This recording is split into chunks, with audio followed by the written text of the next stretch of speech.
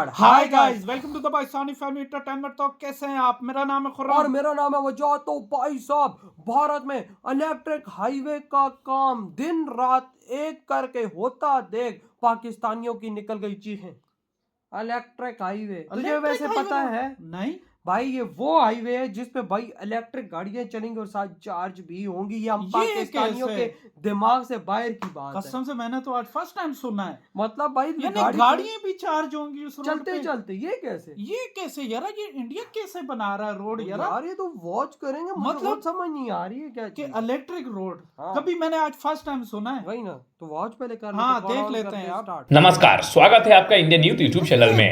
देखिए, एक सच्चे और अच्छे नेता की पहचान सिर्फ उसके भाषणों तक सीमित नहीं होनी चाहिए।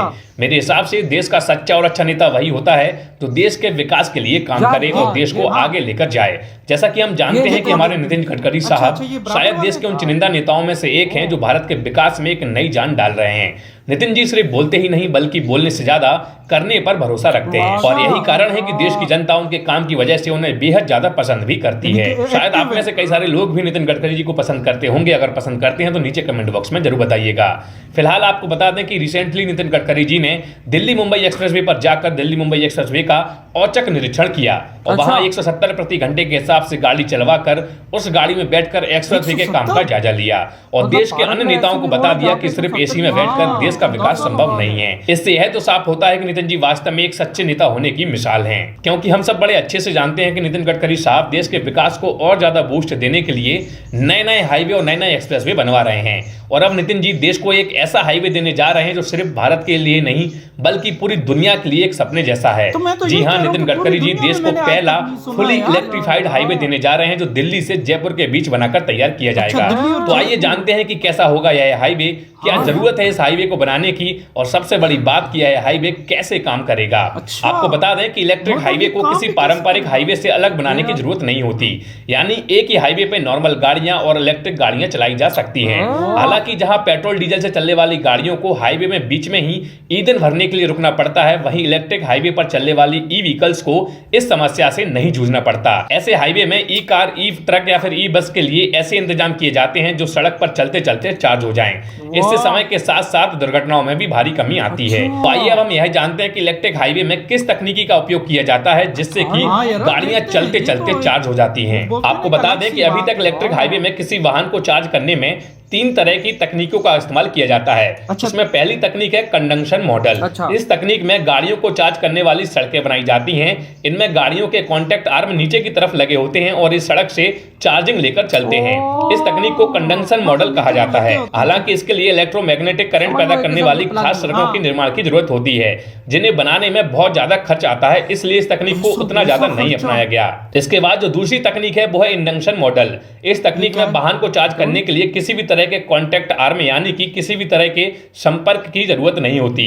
इनमें वाहन, सड़क और गाड़ी में लगी इलेक्ट्रोमैग्नेटिक तकनीक से चार्ज हो जाते हैं। सरल भाषा में कहें तो वायरलेस चार्जिंग का उपयोग इस पूरी तकनीक में किया जाता है। मौजूदा समय में स्वीडन अपने ई हाईवेज को कंडक्शन मॉडल पर ही तैयार कर रहा है। इन 2 तकनीक के अलावा एक और तीसरी तकनीक है जो सबसे ज्यादा सफल कारगर साबित हुई है, जिसमें ओवरहेड केबल का इस्तेमाल किया जाता है और इसे पेंटोग्राफ मॉडल कहा जाता है। इस तकनीक से चार्जिंग के लिए ई व्हीकल्स के ऊपर एक कॉन्टैक्ट आर्म लगा दिया जाता है। सड़क पर चलते रहने के दौरान ही किसी भी ई वाहन का यह हिस्सा चार्जिंग के लिए ऊपर लगे तारों के जाल से जुड़ जाता है।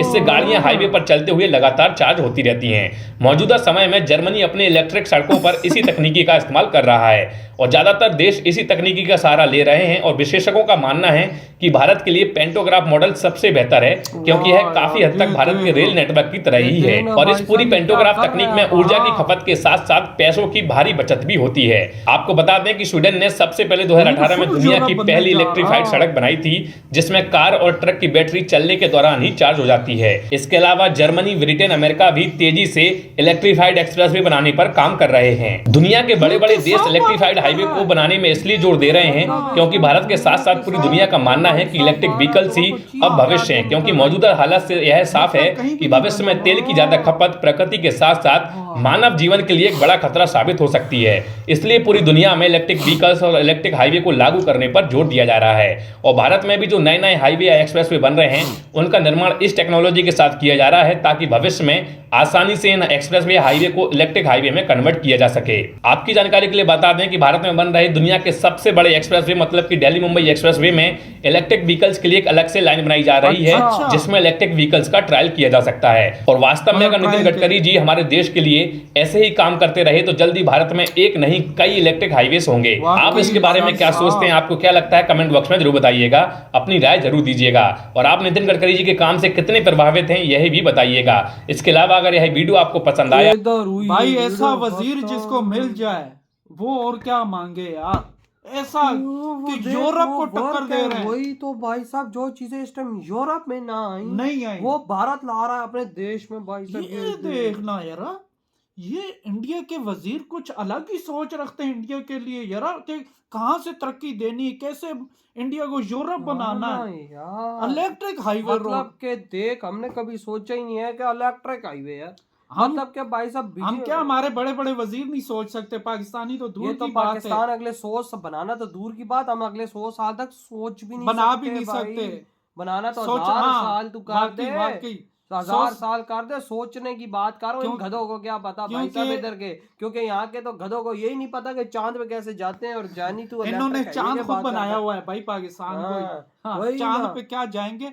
सबसे बड़ी बात वजह ये देख, इस पे कितना पैसा खर्चा होगा, बिलियनियर खर्च होंगे, बिलियंस ऑफ डॉलर्स का खर्चा है, अंदाजा लगा ले। और इतना पाकिस्तान के पास होगा वही तो भाई साहब, बिलियंस ऑफ डॉलर्स भाई साहब भारत लगा रहा है सिर्फ इस चीज पे, अपने लोगों को भाई साहब फैसिलिटेट करने के लिए। और अंदाजा लगा, और ये गाड़ी किस तरीके से मतलब चार्ज होगी, रोड बनाया जाएगा, उसमें वायरें बिछाई जाएंगी, उसके रोड के अंदर जो बिछाया जाएगा, फिर ऊपर बिछाया जाएगा यार। मतलब साथ वायरलेस तकनीक भी रखी जाएगी। अंदाजा लगा वजह, मतलब कोई कनेक्शन देने की जरूरत नहीं, कुछ नहीं करने की जरूरत, गाड़ी चल रही हो चार्ज ऑटोमेटिक होना चाहिए, चार्ज ऑटोमेटिक होती ये चीज देखना भारत की। तो ये चीज देखना किस तरह से भारत इन चीजों पे वर्क कर रहा है। और भाई साहब दिल्ली से मुंबई पहला रोड होने वाला ये, हाँ तो अंदाजा लगा रहा। और मेरे ख्याल से जयपुर तक भी बनेगा ना, दिल्ली से जयपुर नहीं, दिल्ली से मुंबई का बहुत लग है। अच्छा हाँ, दिल्ली से मुंबई का जो वे है ना, उधर पहले बनाया जा रहा है।